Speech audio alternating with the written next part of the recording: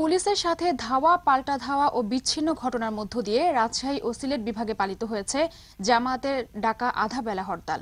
কেন্দ্রীয় নেতাদের মুক্তির দাবিতে এই হরতালের ডাক দেয় দলটি। প্রতিনিধিদের পাঠানো তথ্য ছবি নিয়ে জাকির হোসেনের ডেস্ক রিপোর্ট।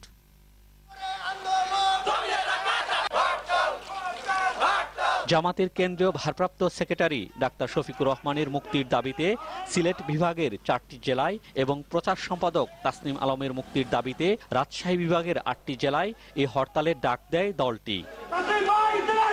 রাজশাহীতে পুলিশের সাথে হরতালকারীদের ধাওয়া পাল্টা ধাওয়ার এক পর্যায়ে পুলিশের রাবার বুলেটে 5 পিকেটার আহত হয়েছে বলে দাবি করেছে জামাত। আটক করা হয়েছে 5 শিবির কর্মীকে।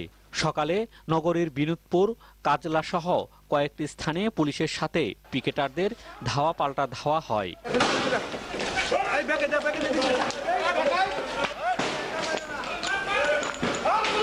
বগুড়ায় পুলিশের সাথে ধাওয়া পাল্টা দেওয়ার মধ্য দিয়ে শুরু হয় জামাতের ডাকা হরতাল। শহরের বিভিন্ন এলাকায় বিক্ষোভ মিছিল করে হরতালকারীরা। আটক করা হয় উপজেলা আমিরকে।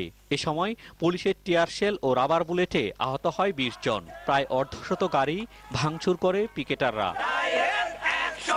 নাটোরেও হরতালের সমর্থনে মিছিল ও পিকেটিং করেছে জামাত শিবির। শহরের বিভিন্ন মোড়ে টায়ার জ্বালিয়ে বিক্ষোভ করে হরতালকারীরা।